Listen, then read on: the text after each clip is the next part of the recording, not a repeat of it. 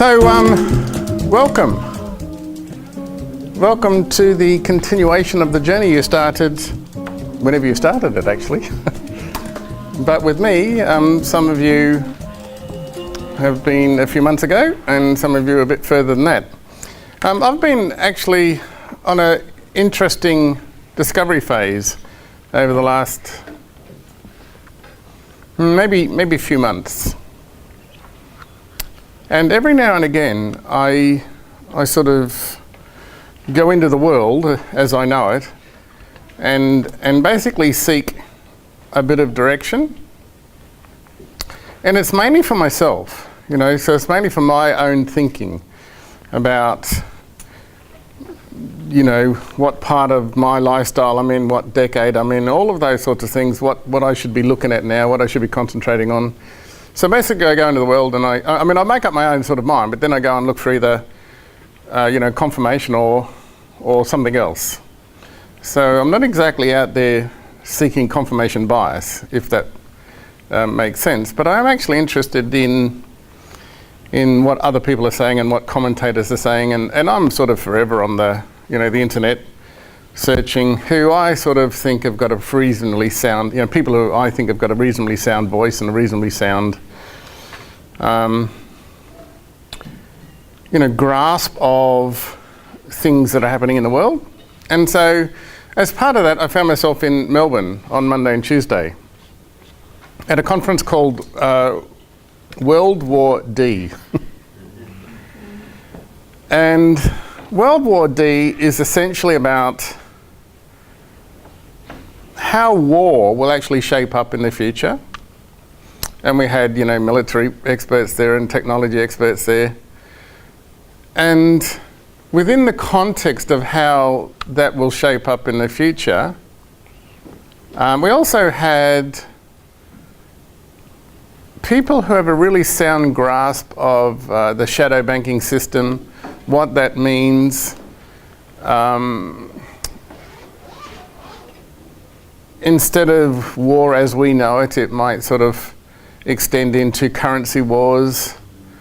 It might extend into technology wars where you basically just go and cripple a nation. And all of those sorts of things.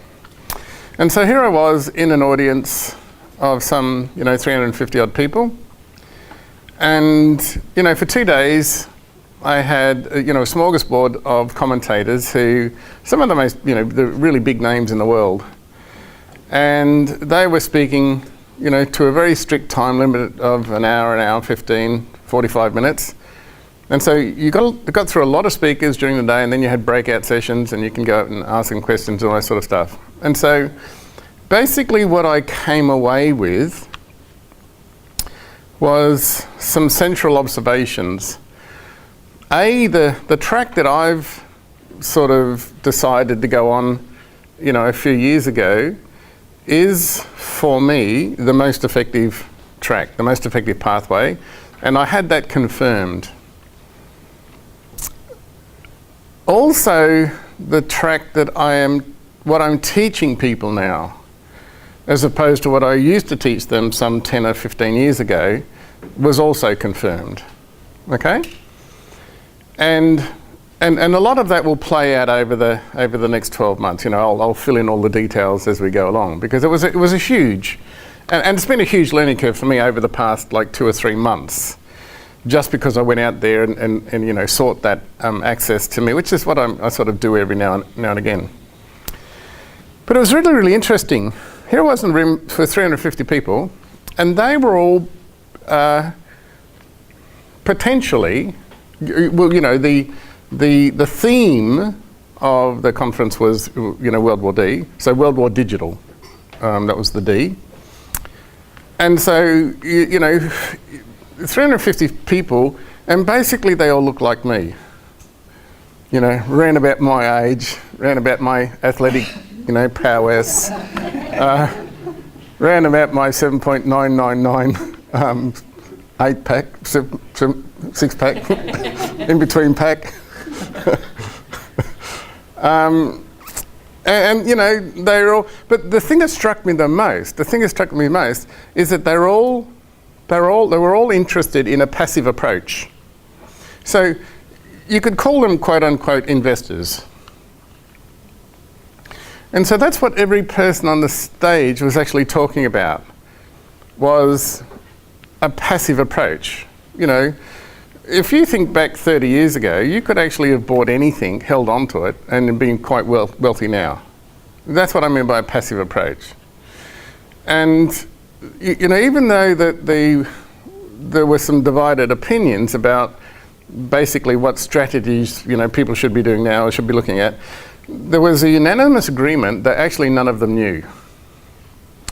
But what there was agreement on is that there is actually no structural way out of the mess that the economic world is in at the moment. There is no structural way out, which means that there is no passive way out. Which means that if you're an investor and you want to invest to create your wealth over the next 10 or 15 years, you've just got to be a bit circumspect about that, because there is no passive way out. And that's okay. That's kind of sort of the message I would have expected to hear, because they're talking to a room full of investors.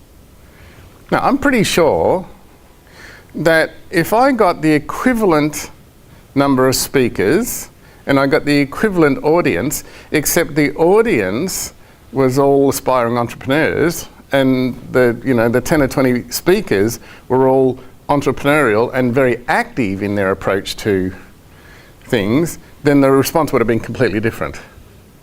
Does that make sense?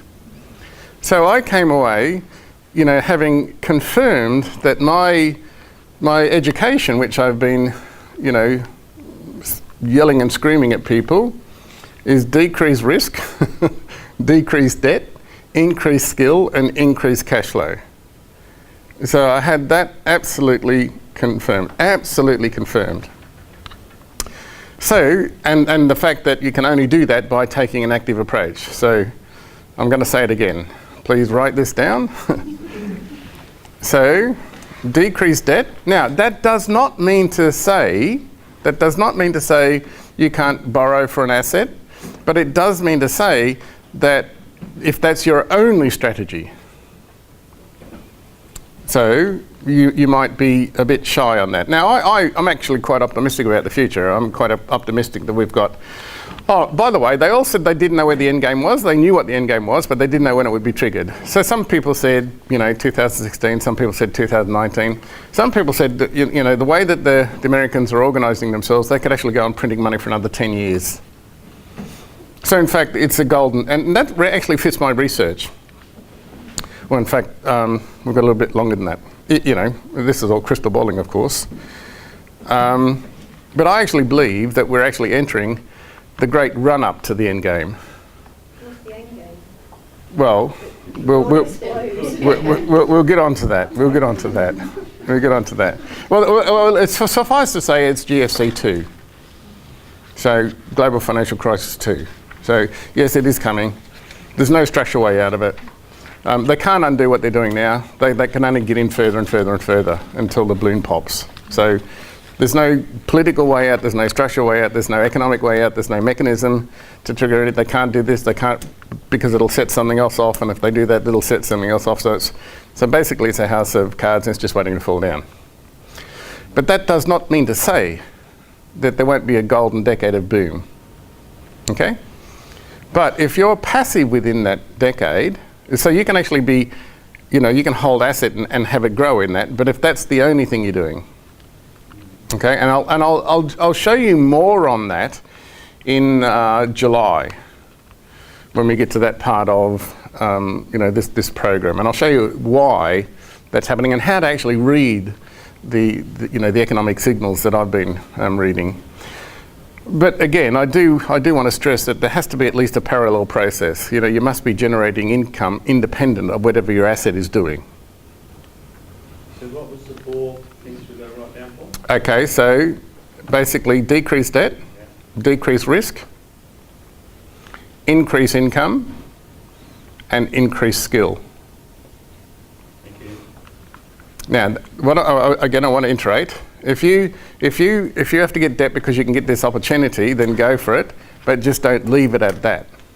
You know, do something else to then minimise that debt in a parallel process. So you can keep on doing it, but just be more circumspect. You just can't sit back there on your hammock anymore and just let it do its thing. So a lot of that information will unfold, but again, I was really quite interested to basically see that. So for me, it's really important that you understand something about the economy that you're actually now working in, something about the changing nature of that economy,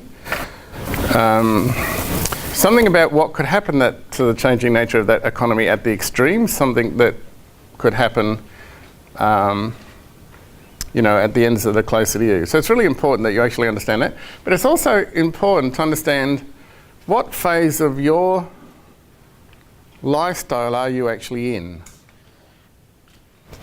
Because strategies are just that. They're just strategies.